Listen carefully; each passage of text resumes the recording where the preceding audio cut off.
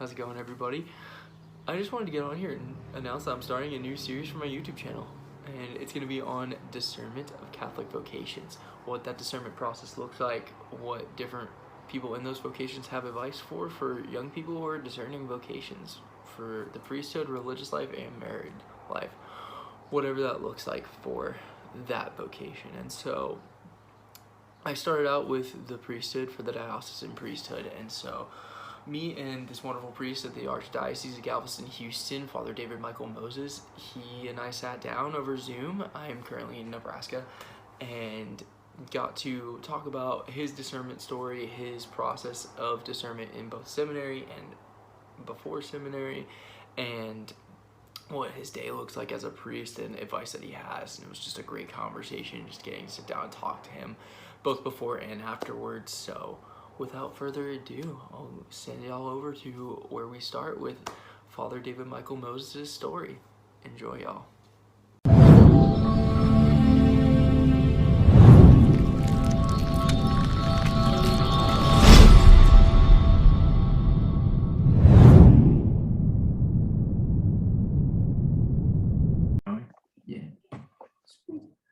So if you want to tell us your story, it would be great.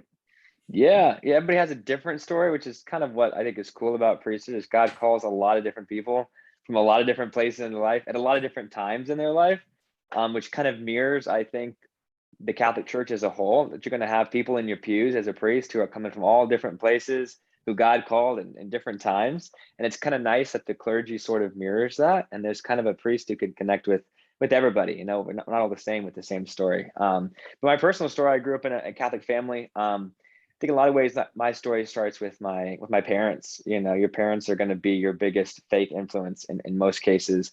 And my parents actually, they didn't grow up Catholic. My mom grew up Southern Baptist, dad grew up Lutheran, and it was kind of tough for their families when they decided to convert. You know, especially my mom, like Southern Baptist background, becoming Catholic was like the worst thing she could do. You know, it was rough.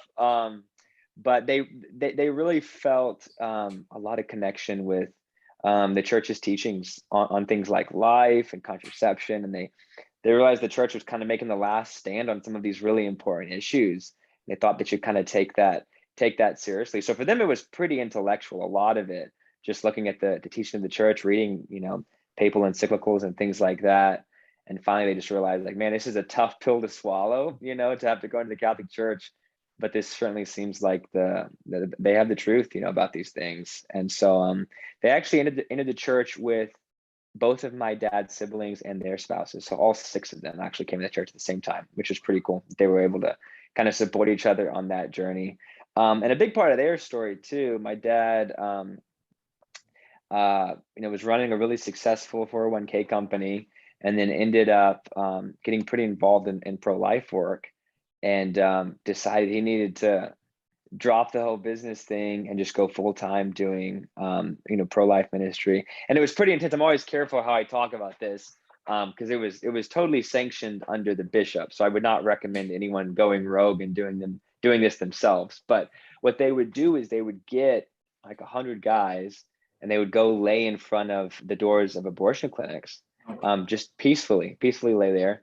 And technically it was trespassing according to the law, but in Texas, if you think the life of someone's life is in danger, you can trespass, right? And they felt like the life of a baby was very much in danger, so they didn't think they were doing anything illegal. You know, of course, that didn't really hold up with the police. The police would have to come, you know, take them away. They would all kind of go limp to be arrested. But what that meant was it was very difficult for people to get into the abortion clinics. They would have had to like climb over people's bodies. So it was extremely effective for, really effective for getting those abortion clinics to essentially shut down long term. So they did that for several months. My dad went to jail about a dozen times. At one point, he was sentenced to 6 months. And yeah, it was very, very effective work. This was before I was born, but I grew up listening to basically jail stories. You know, that was kind of that was bedtime stories. And like, Dad, tell me about the time you were in jail, you know? And I kind of thought everybody's dad went to jail. You know, that was like a normal thing. It wasn't until I was older that I realized like having a dad who's a convict is not necessarily standard. but that was kind of the background for me of what Christian life meant, that you should be willing to leave everything and follow Christ, whatever that looked like. They ended up they stopped doing that kind of work. Again, the bishop asked them to stop and to focus more on the women who were pregnant. By the time they finished out in Corpus Christi, where they were, every abortion clinic had shut down, and I think one abortionist flew in every 2 weeks on one day to do abortions. That was it. Everything else was gone, which is pretty incredible. So my dad ended up starting the Gabriel Project, and that was kind of their focus going forward. Now, thankfully, that's spread, all over now, and is doing a lot of good for people. So, and then he got back into business to support those initiatives. So, even though I didn't grow up with him like in jail, I was hearing those stories, and again, that was kind of the backdrop for like, hey, if Jesus calls you to something, you need to be willing to drop it all and go for it, And so to know that I had parents who did that meant that when Jesus ended up calling me to do that, it wasn't totally out of the question, So grew up, thankfully in the Catholic faith that they now accepted and handed on to us, and really loved the faith, especially loved being close to the Eucharist. I was an altar growing up, and just being close to the Mass in that way. For me, even at a young age, I felt like, gosh, this has got to be the most important thing I'm doing each week. Like, if this is really the body and blood of Jesus Christ, this is the peak of my week, And when I was probably 12, 13, people would say like, oh, you'd be such a cute little priest, But honestly, I was like, I like girls. Like, that's just not going to be for me. Clearly, I'm not called to that. So it wasn't until I went on a silent retreat when I was 16 that I was praying in the silence there, and felt the Lord kind of saying, hey, it might be you. It wasn't like super affirmative. It was just like, you need to be open. Like, it might be you. I'm called to be a priest. And so I remember asking the spiritual director on that retreat, I was like, hey, I'm kind of feeling drawn to the priesthood, but I really like girls, like, I don't know what to do about that. And he said, hey, man, that's totally normal. Doesn't mean you're off the hook. You need to take that seriously and see what God wants from you. And I was like, wow, okay, I guess I need to take this seriously, So I spent those next couple of years praying a lot, and really just fell in love with how a priest can help people. I just felt like I want to do something meaningful with my life. And what would be more meaningful than literally giving people Jesus in the Eucharist and forgiving their sins in the person of Christ in confession? Like, what else is there? Like, what more could I do? Certainly, like the girls thing did not go away. I dated several girls in the youth group, and those were all good relationships, but I always felt like the Lord was asking something else of me. And at the age of 18, that's insane sounding. Like, I'm never going to go on another date in my life. It sounds crazy. And they were telling God, like, ask anything else you want, like anything else you want, but don't take that away. And it was never him pressuring me, but it was him saying like, hey, you can be a part of this if you want to. Like, it's going to take some sacrifices, but I'm inviting you into something very intimately connected with me and my son, Jesus. If you want to be a part of this, if you're willing, So I started the application process for seminary, got halfway through it, got nervous about this celibacy thing again. And I was driving downtown to talk to the vocations director about that anxiety. And I asked God to send me a dove. If you want me to go to seminary, send me a dove. And so I was looking at some birds, and I wasn't really sure if they were doves. I realized I don't really know what a dove looks like. Like, I should have been more specific about my my sign, but I didn't think I saw anything then. And so I kind of took a break from really focusing on seminary and Discern law school at the time. So my educational path was really unique. I was homeschooled till I was in eighth grade, and then my mom was always looking for a way to challenge us. So I started taking college classes at that point. Did that for 4 years. So although it was never really the plan, when I was 18, I had my bachelor's degree. So I was looking at law schools as well as seminary, and I'd been accepted at the University of Houston Law School. Had my deposit in, actually, had reserved a spot there. And so I was kind of going back and forth between those two. And ultimately, in those months of prayer, just really did not feel drawn to law school. I thought it would have been a good thing, good way to support my family, but I was not passionate about that, and kept feeling drawn to priesthood. But again, the celibacy thing was there. And finally, I was praying at a holy hour at my home parish, and it was one night, and I was just really frustrated. I was like, Lord, I want to do what you want. You know what my fears are. You know what my concerns are. With celibacy. But I'll do whatever you want as long as I know it's what you want. If you want me to go into seminary, send me a dove. I don't know why I kept going back to that, but right then I looked up and realized that the huge painted glass window above the altar was a dove, was a symbol of the Holy Spirit, and I really felt like, okay, This is at least what I need to take the next step, you know. So into seminary at that point, it's a 7-year process. Each of those first 4 or 5 years, I was kind of 50-50 coming back, honestly. When people act like I've always been a priest, you know, it's kind of like, wow, you really don't know what the ups and downs, you don't know how fragile a vocation is in a lot of ways. Like, I'm kind of amazed that I ended up here, because there were so many moments along the way where things could have gone differently. But finally, 5 years into seminary, I went on it's called pastoral year. You spend a year in a parish. We all do it. And I just loved it. Just loved being with people at these most important moments in their lives. And so, you know, finished out those last couple of years. Now been a priest for 2 years here in Houston, and my parish is called St. Faustina. It's the newest parish in the Archdiocese. So we're only 9 years old. We already have 4,500 families, almost 15,000 parishioners. This year we have 2,100 kids in faith formation. I mean, it's insane, the growth here. Whenever people talk about the church is dying or whatever, it's like, dude, come hang out with me for like 20 minutes. This parish is insane, you know? But I've just loved these last 2 years to be able to focus on the most important things in life from 7 a.m. to 10 p.m., you know, to have that be my life's work is just such a gift, you know, and I really wouldn't want to be doing anything else. So that's kind of the brief story of how I ended up here. Yeah, and so did a little homework, so I got to listen to a couple of like interviews and like bios that you've done. And so kind of like going back to that silent retreat, it was based on like the spiritual exercises of St. Ignatius, right? And so Yeah. what were kind of those moments in the exercises that kind of drew out that this could be you? Was it like part of it or anything in particular? Oh, that's such a good question. I love that question. Yeah, and that's probably a good thing for me to reflect on. A part of the exercises, right, is you know, passing through these different, you know, stages, the 4 weeks they kind of call it. It's supposed to be a 30-day thing, right? And they kind of condensed it to 48 hours. They do a pretty good job of it. But I think in a lot of ways, like a detachment from the world, Okay. It's a really healthy thing to step back and say, like, wait a second. But I was 16, right? There's a lot of things that look really interesting in the world at that point. A lot of things you want to do, things that look very, very attractive. And it was really good to step back and say, like, wait, what's really important here? And especially to look at like the moment of judgment. Like, when I stand before God, certain things will matter, certain things will not. And at that point, it will be too late to change my priority, right? It's all locked in at that point. Right now, you know, I was 16. Right now was the time to change my priorities if they needed to be changed. This was the time to kind of choose what I cared about and what I didn't care about, and to make decisions about what was important and what wasn't. And so that became very clear for me. Like, I really need to be focused on the things that are going to last forever. And in so many ways, that's like, that's our faith, right? That's the Eucharist, that's confession. That's how we love people. That's how we're bringing people to Christ. And so for me, the priesthood, what's beautiful is that's going to hit people in different ways. Some people will look at that and be like, that's why I've got to be such a good husband and father, you know, and that's beautiful that the Lord, and for me, and one great moment too, glad you brought this up. The priest there said, you should choose the vocation that will make you a saint.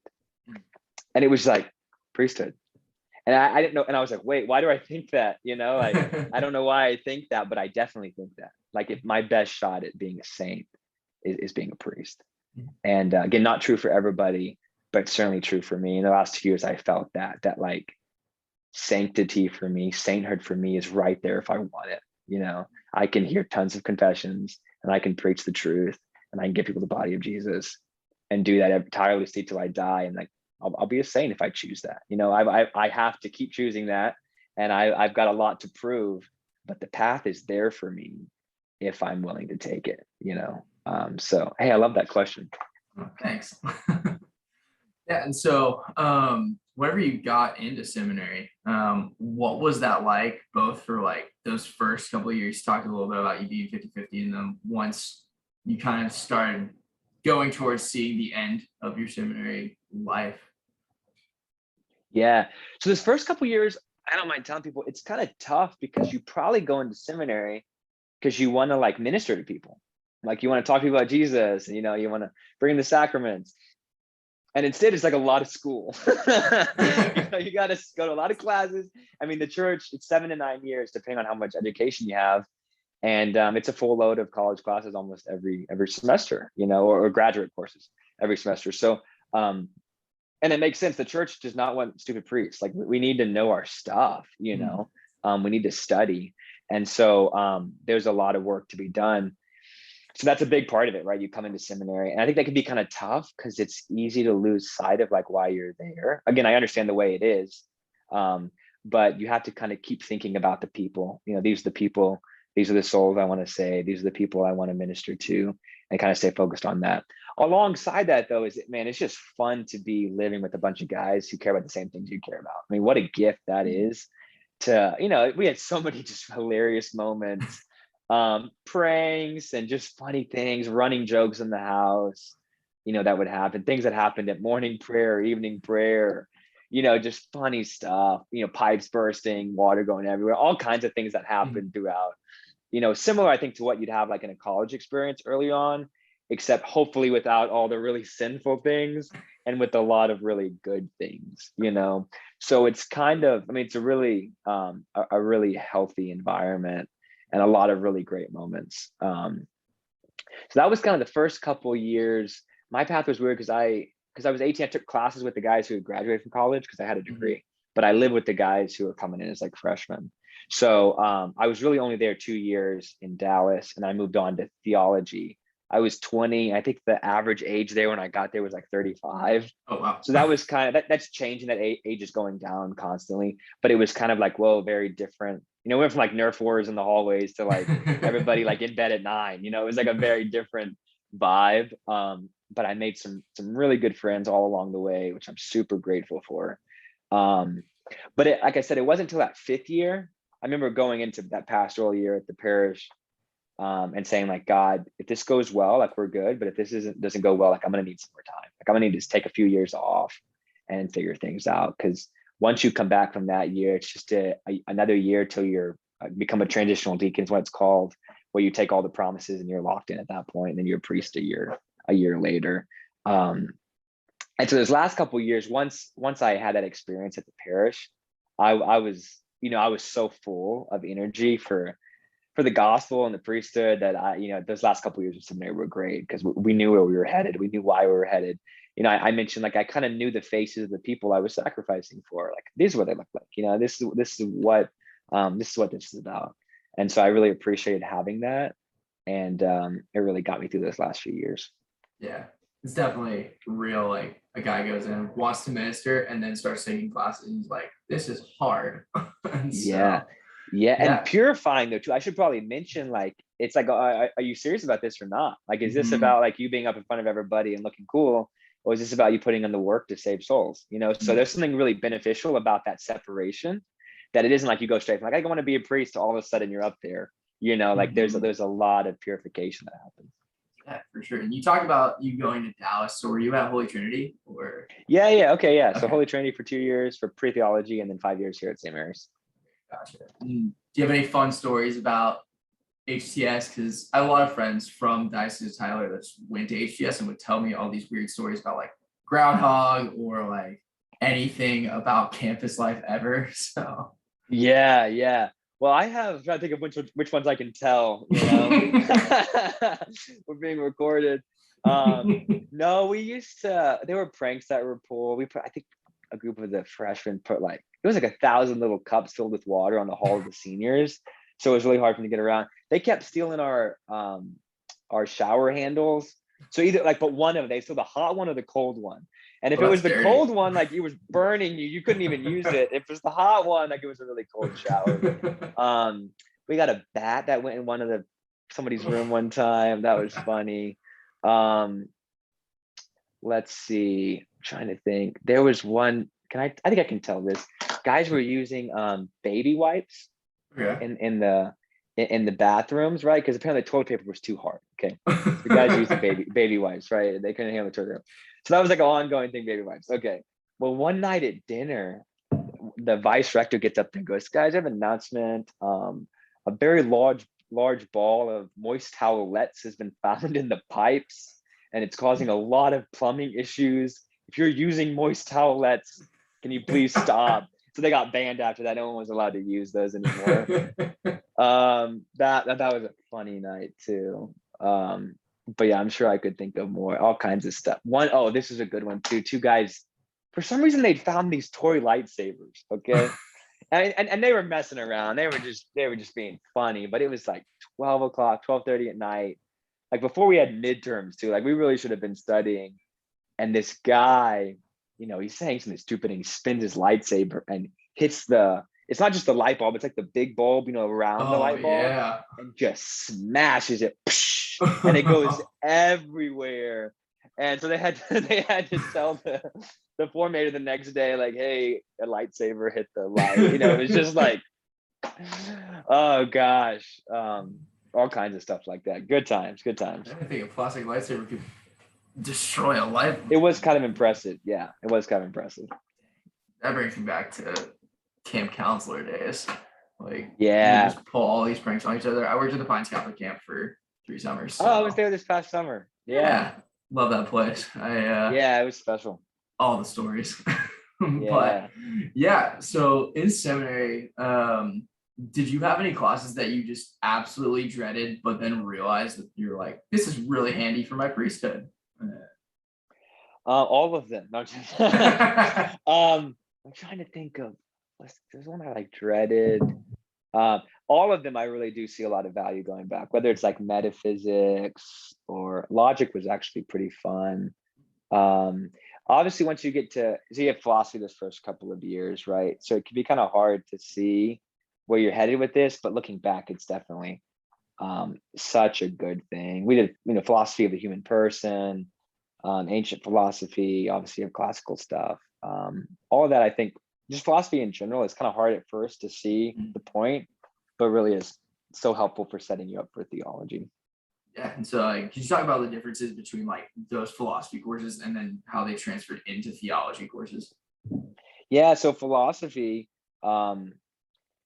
is so good because it's not, what's actually so helpful about it is you're not starting with like a foundation of if there's a God or not, right? That's a question you're going to explore, but you're just looking at like even things before Jesus, things kind of alongside or before Judaism, what can we know about man? What does nature reveal to us? And it's kind of, that's a really good starting point for getting to a conclusion of the existence of a God, and then kind of taking that where it leads, but philosophy is nice because it's something that, even a non-theist could hopefully have a good conversation with you about, an agnostic person or an atheist, as kind of a groundwork for moving into theological studies. Yeah, and so while you were in seminary, did you ever look at religious life or ever look at any orders to join? Yeah, so that retreat I went on was put on by an order called Miles Christi, and I actually went and visited them. They're really solid. I went and visited one of their formation houses. So for those who might not know, like a religious priest is going to be part of a religious community focused on a charism, some kind of ministerial work or exercise of prayer that they're focused on. Whereas a Diocesan priest, like I am, we're pretty much regional based. So I'm connected with the city of Houston, the Archdiocese of Galveston, Houston. I like to say my charism kind of is like his Houston. It's like my people here, I'll pretty much always be here with them, whatever that ministry looks like. Maybe that's parish ministry, probably, but it could also be, stuff in the chancery, vocation director stuff, secretary stuff, all kinds of things. So I looked at that religious community. Their charism is like working with the youth, doing the silent retreats, obviously. And I went and visited, and I remember enjoying it and just being like, okay, that was fun. Like, and it was in my mind, it wasn't like, let's go back, like there wasn't a real resonance within me on that. And I really loved parish life. Like I really, and I do. I mean, it's been so realized in God's plan for me. Like I love the rhythm and the spontaneity and the variety that is like parish ministry. So Dawson priesthood made a lot of sense to me. Like if I love hearing confessions, not because it's fun, but because it's just so important and so meaningful. And if you want to hear tons of confessions, like being in a parish is the place to be, So I definitely thought about religious life. And to be honest with you, like it's still an option. Later on in life, the bishop's always supposed to release you to go to religious life if you want to. because it's considered objectively a higher form of life. It's more perfect. It is hard to be a Dawson priest because I am constantly be pulled by the world. I need to be in the world, working with my people, hanging out with people, going to dinner with people. Like, that's an important part of my ministry, but it is easy to be pulled out of like the spiritual realm. It's a objectively less perfect form of life than religious life would be. So I'm super open that if later in life the Lord calls me to a religious community to live my life more perfectly, conform to Him, like I would totally be up for that. Yeah, and I think I love it when discernment happens so simply. Like, when you go to visit a religious community, like I visited a Benedictine monastery in Oklahoma, and I was like, yeah, I'm definitely not going to be a monk because I would just turn into Jack Nicholson in The Shining and go crazy. So I'm just not going to do that. Sometimes it's easy, right? Sometimes it's easy. Sometimes easy, sometimes you have to explore more. Talk a little bit about those differences between religious priests and a diocesan priest. Could you explain like the differences between like the vows that they take and the promises that you take? Yeah. So they're going to be focused on the evangelical counsels, right? Like you had mentioned, poverty, chastity, obedience. It's not super different, right, from what we're taking. Obviously the celibacy, the chastity is going to be essentially the same. We're both going to talk about, we call ours promises, we call theirs vows technically, but we're still going to promise obedience to our bishop. They would do it to like a superior. We're both going to have some form of like promising for liturgy hours as well. Some of them will take like a promise of stability as well. Or sometimes they'll have like a fourth promise. And then the big one's going to be like poverty. We hopefully are living simple lives, but we definitely own things. That's just we own the stuff that we have, and the diocese isn't trying to regulate the net value of your possessions. That's really on you to make sure that you're conforming yourself to Christ and living a simple life, which for me means in a lot of ways living with your people. Like, don't live on a financially much higher level than your people. You really need to be with them. But one thing I would actually point out that I think a lot of guys have questions about is a big part of religious life is often communal life. So you're living together, you're praying together, like the rhythm of your life is probably coming back to the community at certain intervals. Whereas communal life is not necessarily a part of Dawson priesthood at all. Hopefully it is, right? Like right now I live with the pastor here, and then we have a seminary on pastoral year. So the three of us, we have lunch together sometimes. We see each other in the evenings, kind of debrief about the day. So we have some community, but I am very well aware that when I get made a pastor, I will probably be by myself somewhere, And I think it's a helpful point of discernment. Like, I don't like that, but I can totally do it. I have the capacity for it, and I can thrive there and do my ministry. Like, I'm okay with that. If a guy's really not cool with that, if he really needs to be with his bros all the time, he needs that to come back to, but he is called to the priesthood, then in a lot of ways a religious life would make more sense.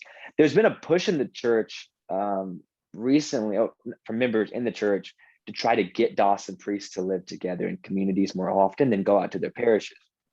Hey, I think you can pull that off. Go for it. Do it. It's definitely a good thing. It's going to bear a lot of fruit. But you can't count on that. Like when I signed up for this, I knew I might have to fly solo a lot of the time. Like I thought I could do it. I had the capacity for it. But the way I put it is like, shepherds don't always get to hang out with other shepherds. Sometimes they got to take their flock somewhere there aren't other shepherds. It's just sheep, So you got to be able to care for your sheep, have integrity, love your sheep, make your sheep kind of your community, and keep going. You can't always depend on having that kind of community as a Dawson priest. Now, I think if a guy doesn't want to do that, that's fine. A religious order is probably a really good option. So it's all about what the Lord wants from you. Sure. And do you feel like seminary prepped you for that? Like, I'm not always going to live with other guys aspect.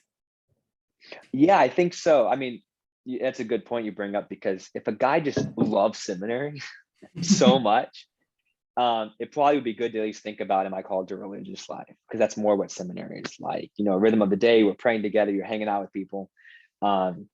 But if a guy is kind of like, gosh, I want to be with the people more, serving, then that's probably more obvious transition out of seminary into like priestly ministry, you know. And I will say, in terms of the communal thing, I'm not guaranteed to live with a group of people, but because Houston's not a super big diocese, I'm pretty good about touching base with guys. I'm pretty consistently grabbing lunch with a priest friend or grabbing dinner with somebody I know from the seminary or whatever. So, you know, I think if you just plan well, you know, you can still have tons of fraternity and time with your friends to catch up.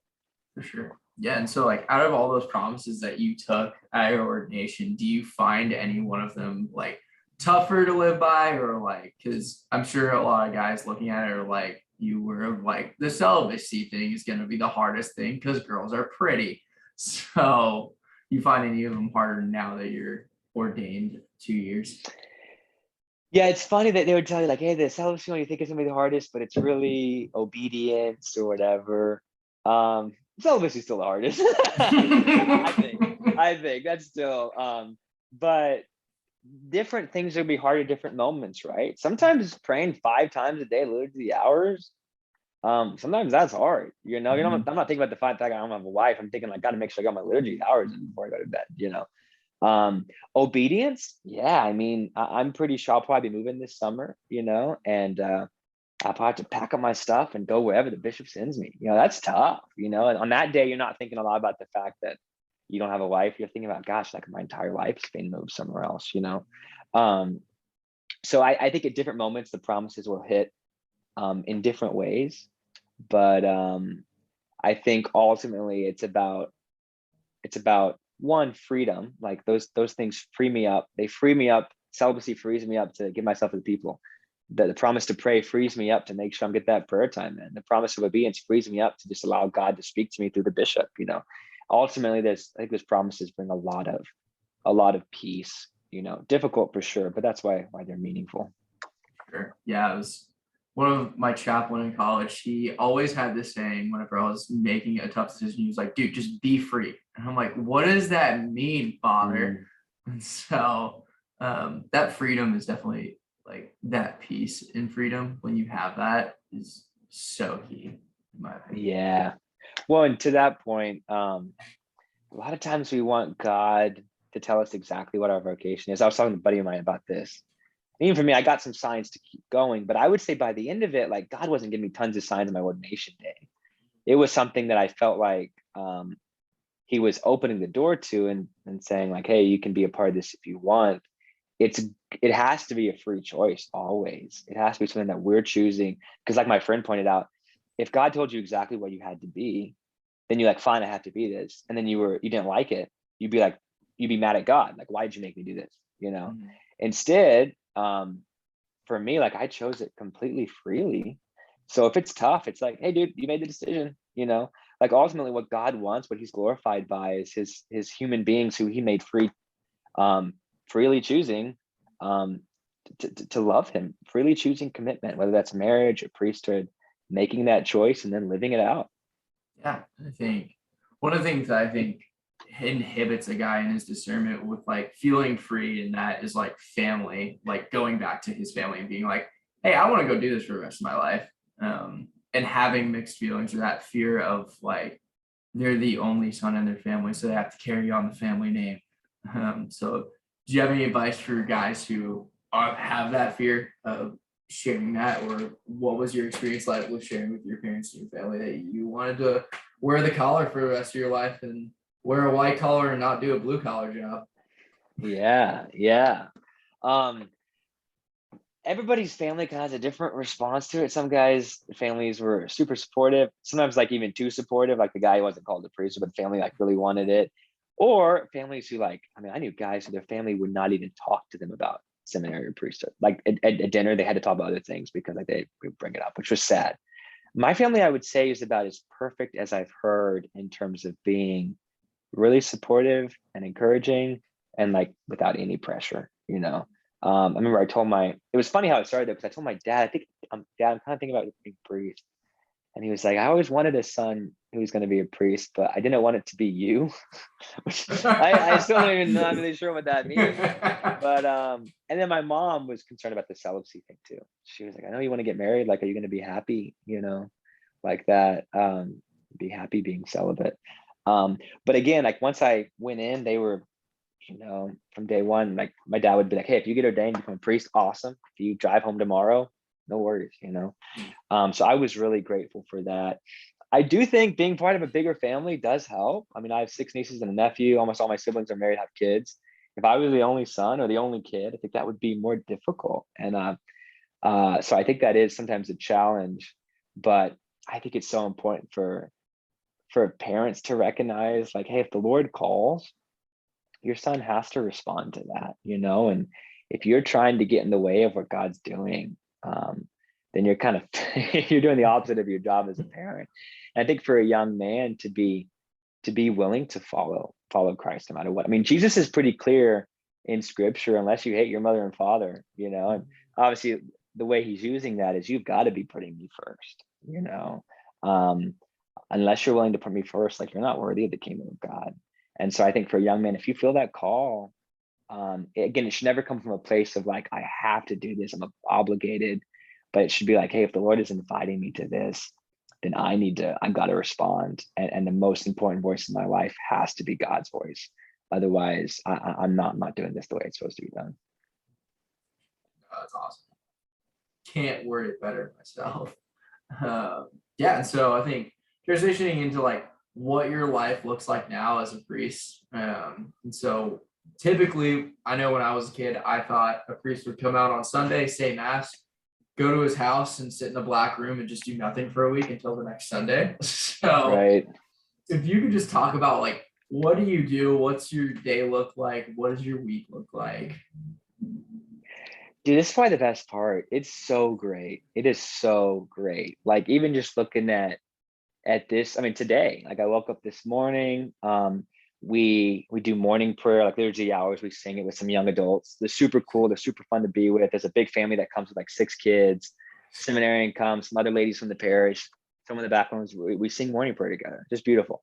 And then I go in the sacristy, and we have a deacon here who's super cool guy, and I'm always joking with him about stuff, and we're teasing each other. We got some acolytes in there, and there's seminarians in there too, so we're joking around. And then we go outside, and we've got morning mass. I say mass for the people, finish mass, go straight into confessions.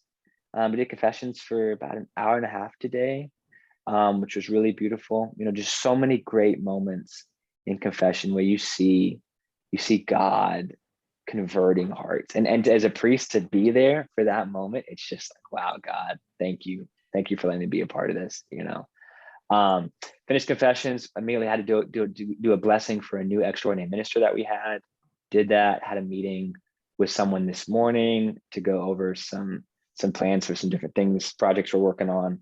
Had lunch with somebody, had a lunch meeting, came back, touched base with youth ministry about some dates we had going on, answered a bunch of phone calls, emails. Then I had my adoration out from 3 to 4, which was really nice. And then got this call now, have a meeting with a couple for marriage prep this afternoon. I'll have dinner. Then we have a young adult adoration tonight from 8 to 9. I hope confessions during that. We have about 40 young adults. Cool people, such cool people. Got a guy who plays guitar. It's all candlelit adoration, so it's really beautiful. We'll do that. People will probably hang out and talk. That young adult could probably talk till like 10:30 or 11. So it'll be a long day. But even in just that, you can see it's just fun, man. And just little interactions you have. So fun and so meaningful, so much prayer in that, sacraments in that.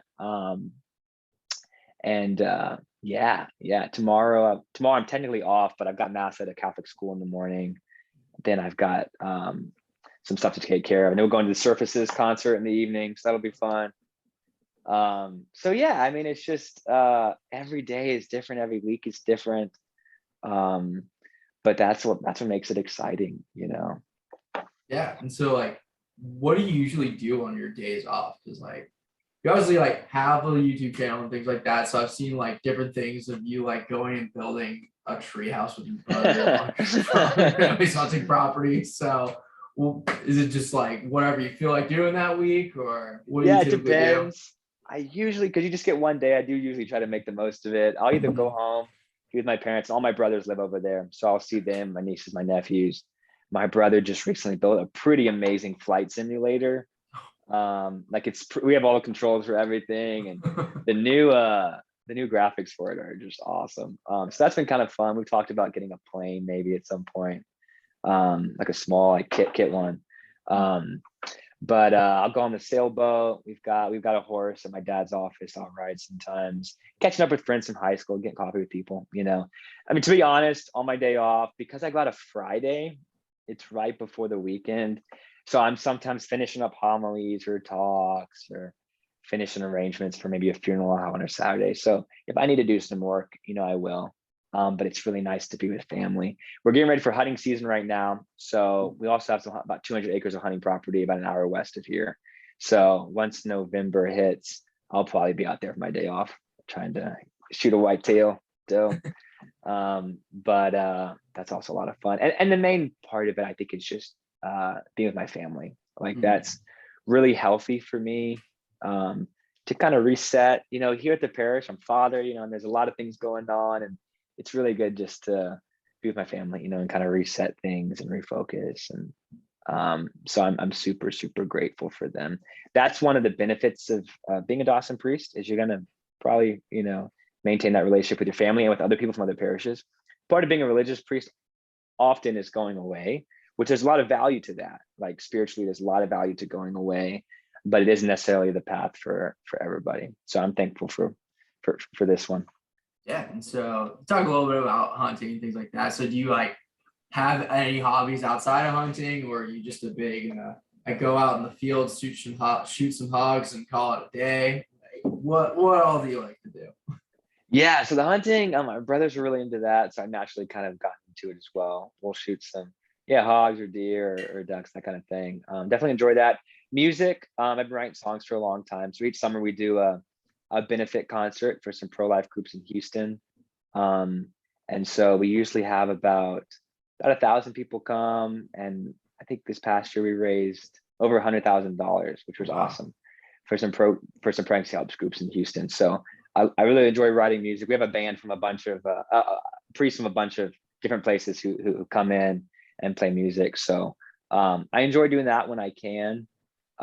Music stuff, like I mentioned, the horse, sailing, flying a little bit, and then also just playing sports. So like basketball, we play basketball as priests sometimes.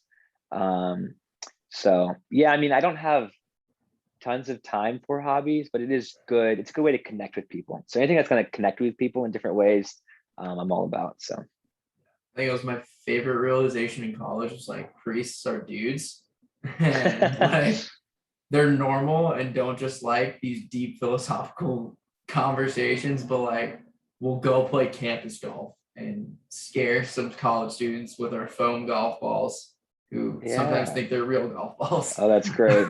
Yeah. No, you need to be balanced. Like I don't think our brains are really wired to just talk about philosophy all the time. Like it is really healthy to interact in different ways. And again, it's all about bringing people to God. All those interactions hopefully are bringing us more into like relationship with each other and with the God who made us. Like that's the point of it all, and it is such a good thing. Yeah, and I think it really breaks the ice to actually start going into those conversations. It was like, hey, let's go play some disc golf in the woods and have a good time. And then they're like, oh my gosh, he's actually normal. Yeah. And so kind of wrapping things up, do you have like any words of advice or like any books or like talks or videos that you think are beneficial for guys who are discerning the priesthood, either religious or diocesan? Yeah.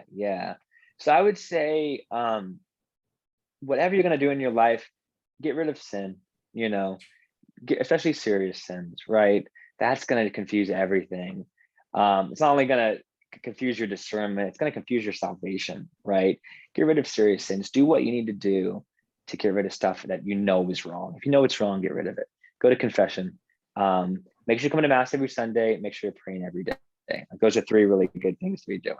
Stay close to that. Pray every day, Mass every Sunday, confession, regularly, maybe every 2 or 3 months or as often as you need to. And just trying to be holy, like that's a really good place to start. And then within that, right, within your prayer, to be listening to what the Lord wants, to not be afraid of his will. I think that's something that's really easy at first. I think I was afraid of it. God knows, he knows what he made you for. It's only to your benefit to find out what that is. Don't be afraid of what that looks like. And then be willing to respond generously. It's funny, man, because you see a flip in guys, you see in yourself and your discernment from being like, I hope I'm not called to priesthood. I don't want to be celibate. That sounds hard. I want to do other things. And then somewhere along the way, you flip and you go, wow, I sure hope God's calling me to be a priest. I can't imagine doing anything else in my life. What more is there? What a gift that would be. I sure hope he's calling me. I sure hope he's calling me. And it's kind of amazing when it flips, I think sometimes we're like, oh, please be open to priesthood. Please be open. We need priests. I'm kind of like, dude, if you don't want to be a priest, like, leave it to those who get it. Like, really attractive girls aren't like, oh, please date me. Please date me. Like, they know they're attractive. The priesthood is a beautiful thing. Like, if it's open, like if it's an open path for you, what a gift that you've been chosen for that. What a gift that you've been chosen for this ministry, to be conformed to Jesus in this way. To be able to say, like, in the first person, I absolve you from your sins. This is my body. To be that intimately tied with Jesus Christ at the deepest part of your being, like, you better pray that you're called to that. What a gift that is. So that's really my approach to it now more, to really be open to that, be generous with the Lord, with whatever he might be calling you to not let fear, be the driving force there. My little method I tend to use is prayer, people, peace. Spend time praying about it, talking to God. Talk to people that you trust, and probably a priest, a good spiritual director, vocations director, your parents, good friends. Prayer, people, and then peace. Like, see how it sits. Peace is not feeling happy. Peace is like everything being as it should be in your heart. So if you feel peace about that, it's like, okay, you need to take that seriously. Or whatever you feel, take that back to prayer and keep going through prayer, people, peace, prayer, people, peace. I think that's a pretty good way to go about that. For sure, for discernment, it's a little older now, but it's still the go-to book to save 1,000 souls. Really good one. It's a classic. Gives you lots of good information on the priesthood. Thankfully, I'm kind of jealous of guys, discerning now. There are so many good resources. And I was discerning 10, 11 years ago, not that long ago, but there wasn't that much out there really then. And now it's pretty awesome that guys have so many resources and people to talk to. But yeah, that's probably the stuff, what I would say in terms of discernment. Yeah, no, I'm so glad you addressed, like, the people who come up to you and tell you that you should be a priest. Like, it was my least favorite thing growing up in my parish, and a bunch of old ladies would come up to me because I was an altar server and somewhat tried to look like I was being reverent. Be a priest. And I'm like, I'm 9. So yeah, no, that's awesome. And to save 1,000 souls, absolute classic of a book. It's solid. Yeah, for sure. But thank you so much for spending your time with me, Father. Hey, you got it. Glad you reached out. I always enjoy talking about these things.